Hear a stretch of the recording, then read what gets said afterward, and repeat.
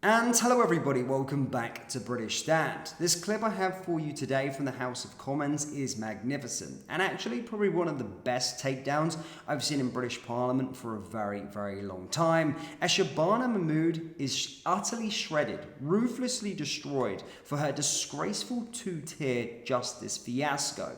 Now, of course, the latest on that, it does look like there's been an appeal lodged in there, and to be fair, Robert Jenrick, whether you like him or not, has done a lot of work to get to this point and done a lot. It's probably one of the only MPs actually that has been campaigning heavily against this, which would have seen white men literally get discriminated in the justice system and in the courts. And actually, Robert goes even further. Whilst there is a deadline and they're looking to try and overturn this initial decision, it goes deeper. There's a lot more, and actually Robert does explain a lot in his takedown today. But just look at Shabana Mahmood as she gets utterly destroyed for her incompetence. As always, guys, hit the like button, hit the subscribe button, and let's get into this and have a little watch. Well, Madam Deputy Speaker, the Lord Chancellor must be living in a parallel universe if she's giving herself a pat on the back today. The truth is that she's completely lost control of the justice system. She sat on her hands for weeks. She took 7 days to gather her thoughts and put her views in writing to the Sentencing Council. Her incompetence took this down to the wire. Magistrates and judges were only updated by the press office of the Sentencing Council at midday today that the guidelines they were due to come into force had in effect been suspended.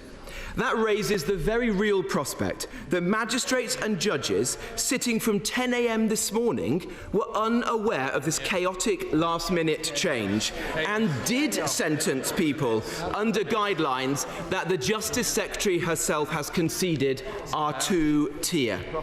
But it gets worse. In that very email to thousands of judges and magistrates sent just 90 minutes ago, the Sentencing Council state, and I quote, "We remain of the view that the guidelines are necessary and appropriate." Confusion reigns. They're being told one thing by the Lord Chancellor and another by the Sentencing Council. Who really is in charge here?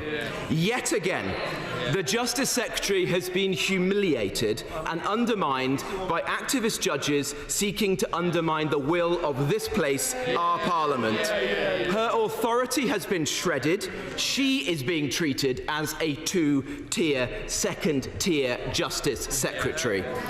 Madam Deputy Speaker, this was entirely preventable if the Justice Secretary had simply put party politics to one side and just backed our bill weeks ago to restore accountability and empower her to actually control justice policy. But the Labour Party blocked it. If the Prime Minister has been tricked into sitting at the front of the Docklands Light Railway thinking that he's in charge, as his Chief of Staff mocked him for the other day, the Lord Chancellor has chosen to sit there in the passenger seat, allowing the judiciary to take charge. She's decided to be undecided. She's resolved to be irresolute, all-powerful to be impotent. Even after this complete shambles, she won't even re-establish ministerial oversight. We're told via frantic press briefings that her bill, which we haven't even seen yet, will surgically remove this two-tier sentencing guidelines. But this doesn't tackle the root cause of the problem at all, which is a legal quango that is activist, which holds views completely divergent to the public, to Parliament, and now we're told to the government. Unless she follows the formula of our bill, MPs on this side produced will be back here time and again to unwind the next piece of madness coming out of the Council. Take the Sentencing Council's immigration guidelines that water down sentences for immigration offences below the 12-month threshold for automatic deportation. If published, it will mean hundreds of illegal migrants and foreign national offenders will avoid deportation every single year. It will blow a hole in border security. It even waters down the maximum life sentence for people smugglers legislated for just under a year ago. It completely disregards parliamentary sovereignty. Yep. At our last exchange, the Justice Secretary said there would be no two-tier justice on her watch. Well, there it is. And it is worse than that. On the 2nd of January, her own department, not the Sentencing Council, her own department published guidance ordering the prioritisation of bail for ethnic minorities and transgender people, continuing a practice introduced under Gordon Brown. And contrary to the misinformation peddled by her press office, it produced new guidance on pre-sentencing reports that have been forced for months, which state probation officers should consider the culture of an offender and whether they have suffered, and I quote, intergenerational trauma from historical events. Well, this is cultural relativism, which violates the rule of law and puts the British public at risk. And this time, nobody is to blame. I mean, he's came out there, he's ruthlessly destroyed her. She's been absolutely torn a new one there. Really, it's crazy. And the truth that Robert's actually speaking there is crazy, that it's real. It's all real. 90 minutes ago, when of course he was giving that speech, they lodged the last minute email, and that stated chaos within the courts, and people would have been sentenced under those new guidelines, and people actually within the court still thinking that they're fine. What kind of world are we living in where the justice system can discriminate against white men? You know, how far are we? How broken of a nation are we that the courts can discriminate, the justice system can discriminate against white men?